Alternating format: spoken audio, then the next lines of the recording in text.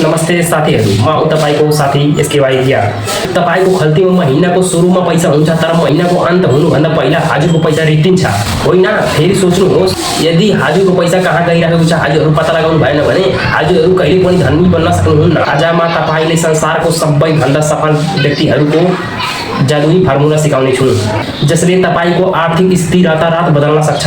र हजुर आफ्नो आर्थिक स्थिति रातारात बदल्न चाहनुहुन्छ भने हजुरहरू यो भिडियो लास्ट तक हेर्नु होला। धेरै मान्छेहरू एउटा गल्ती गर्छन्, पहिला स्यालेरी आउने बित्तिकै उनीहरू पहिला खर्च गर्छन् अनि त्यसपछि जेसुकै जुन एमाउन्ट बचेको हुन्छ अनि त्यसपछि त्यसलाई इन्भेस्ट गर्छन्। यो सबैभन्दा ठुलो मूर्खता हो। त्यस्तो गर्नुभयो भने हजुर कहिले पनि धनी बन्न सक्नुहुन्न। र हजुरहरू आफ्नो स्यालेरीको 3 भागमा बाँडफाँड गर्नु।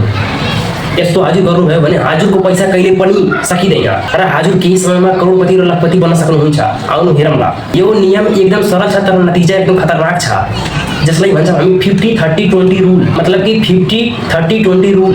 हजुर आफ्नो स्यालेरीको 50% पैसा हजुर आफ्नो निड्समा खर्च गर्नु, आफ्नो आवश्यकतामा खर्च गर्नु, र हजुर आफ्नो 30% पैसा हजुर आफ्नो रहर वा चाहनामा खर्च गर्नु, र त्यसपछि 20% पैसा सेभिङ गर्नु र इन्भेस्टिङ गर्नु। र हजुर यस्तै आफ्नो स्यालेरीको 3 भागमा बाँडफाँड गर्नुहुन्छ भने हजुरको पैसा कहिले पनि रित्तिँदैन र हजुरहरू केही समयपछि धनी बन्न सक्नुहुन्छ। र हजुरसित केही समयपछि लाखौँ र करोडौँ रुपियाँ आउन सक्छ। पहिला हो 50%।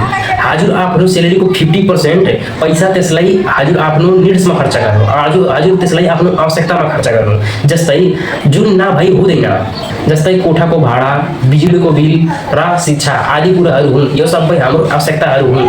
हजुरहरू आफ्नो स्यालेरीको 50% पैसा यसमा खर्च गर्नु र 50% भन्दा बढी पैसा यसमा नखर्च गर्नु। हजुरहरू आफै सेटलमेन्ट मिलाएर 50% मात्र पैसा यसमा खर्च गर्नु।